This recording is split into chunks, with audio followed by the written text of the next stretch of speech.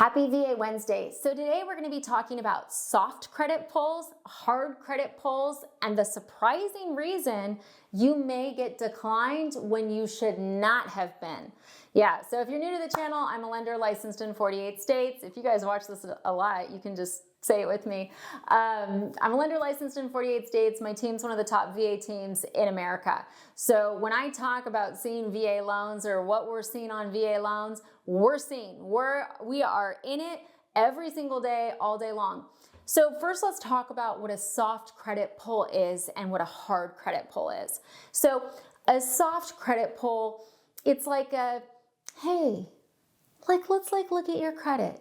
Okay, you can't close the loan with it. You can't, okay? Credit bureaus created the soft credit pull in order to make it so that you wouldn't get attacked by trigger leads. I know.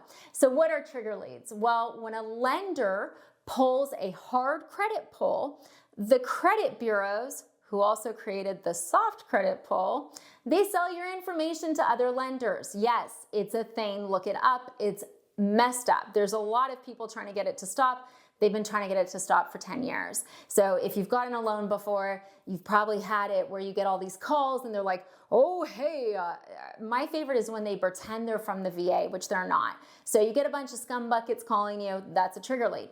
So the bureaus created soft pulls, okay? And it's funny because they're also the ones selling your information. Fun fact, so now they charge a bunch of money for soft pulls, but lenders as a whole are addicted to them because they don't want other lenders calling you. But here's the thing, you can't close a loan with it, guys. You can't close a loan with it. And what we noticed, because Guaranteed Rate didn't used to do soft pulls, it's something we started doing, I don't know the exact timing, but it was about a year ago. And I fought it really hard because they're not always accurate. They're definitely better now than they were years ago, but there's some lenders where their soft credit pull only does one bureau. There's some lenders where it's 3. You know, we do 3, but at the same point, it's not the same as a hard pull. And it always ends up, you wanna buy a house, we're gonna do a hard credit pull. Period. It's going to happen, you know, and I'm a big fan of let's get to it. Let's do the hard credit pull and know where we stand. And if 750,000 lenders call you, you guys know, you watch the channel, they're scum. They are buying your information from the credit bureaus and then pretending that they got your information from divine intervention. Great lenders don't do that. Good lenders don't do that. Average lenders don't do that. Okay, they don't pay for leads like that.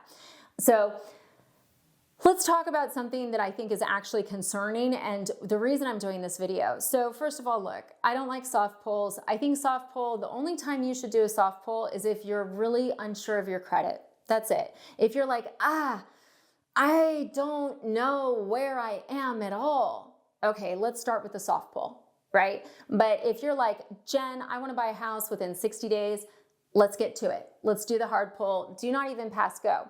Now, this is where it gets really interesting. So I hope you made it this far. Most lenders are just doing soft pulls up front, and they're only doing a hard pull of your credit once you've picked out a house. So they're doing their pre-qualification based on a soft pull, okay? Now look, I've had soft pulls where, you know, the credit score looks higher than what the hard pull ultimately is. But what I've seen on soft pulls actually scares me more than that. So, and this is unique to VA, okay? And my team tracks everything. And with a soft pull at this moment in time, we can only run desktop underwriting through LP, Loan Prospector.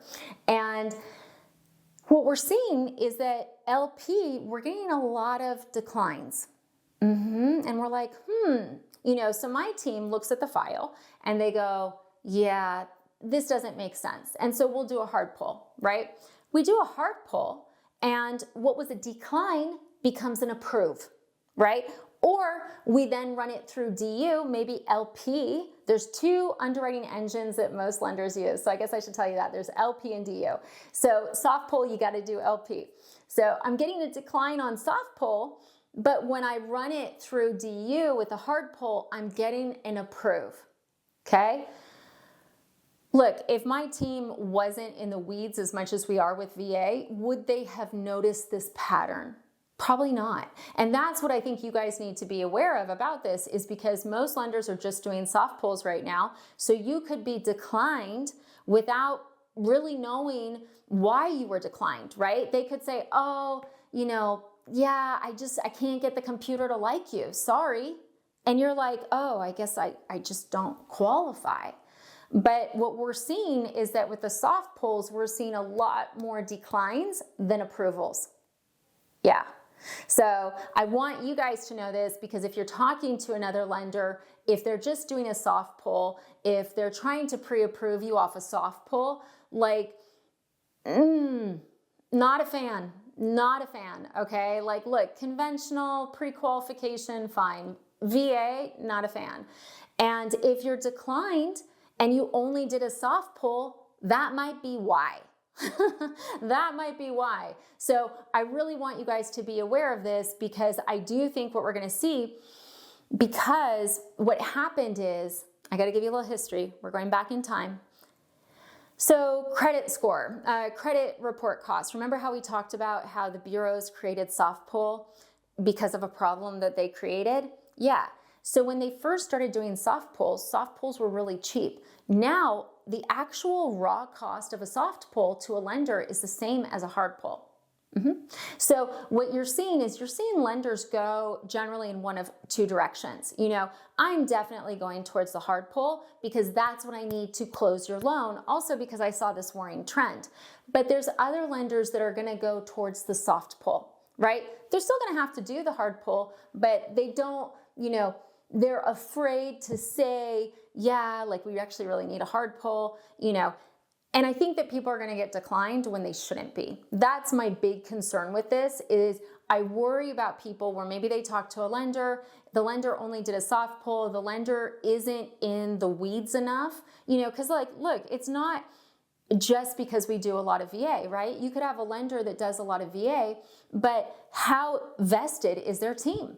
Right? Like my team's super vested. They're always looking for anything that doesn't make sense, So what are the odds that they're paying attention, right? So look, you guys know now, this is like a thing.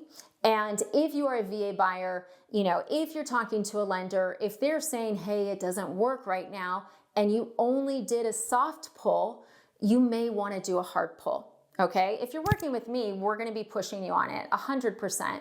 Like if you want to do the fully underwritten pre-approval, which is what I always recommend, that is where at the end, you and I spend 30 to 40 minutes going through, what to expect with closing costs, payments, everything, the market, you're going to do a hard pull, because I can't fully underwrite you with a soft pull. We've already covered that this is like, so look, be aware.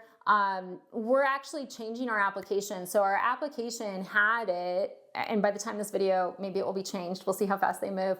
So we switched. It used to be just a hard pull. Then it switched to defaulting to a soft pull. And then we would talk to you about if you want to do a hard. You're actually going to have the choice now. So here's what I would say. If you're really scared about your credit and you have no idea where it is, soft pull. If you're ready to go, you're like, I want to buy a house within the next, 120 days, right? Or I want to start looking for a house. I want to get pre-approved. I want to get fully underwritten. Don't mess around here. Just go here. Okay. This is where we're going to end up anyways. So let's just go here first. And some people are like, oh, well, I don't want to buy a house till next year, so I'll do the soft pull. Guys, don't fill out an app if you don't want to buy a house till next year. Everything's going to change. Who knows what rates are going to be in a year? We'll be past a presidential election. Like anything we look at right now is not valid for a year. You could change your job. You could get a car. You could, pay off debt. There's too many variables. So when you're filling out a mortgage application, it should really be because you want to buy a house in the near future. don't fill out applications years in advance. And I know some lenders are encouraging you to do this. I did a video on it. Don't. It doesn't make sense. So look, I hope this video is helpful. I just wanted to make sure you guys understood the difference and a worrying concern that I have, because I'm like, God, we recognize this, but like, what if Jen Anderson on my team hadn't called me and Sam and said, hey guys, I hit this on 3 files, something's going on. And then we started tracking it. How many people would have been told they're not ready when they are? So anyways, I won't ramble. Thank you for watching. Questions, comments, as always, reach out. If you guys want to do planning for long-term, get on the calendar. Sandy and Alyssa will tell you what to do. You don't have to fill out an app. And if you're ready to go, when you fill out that app, hit the hard pull because it's going to be where you end up. Thanks for watching.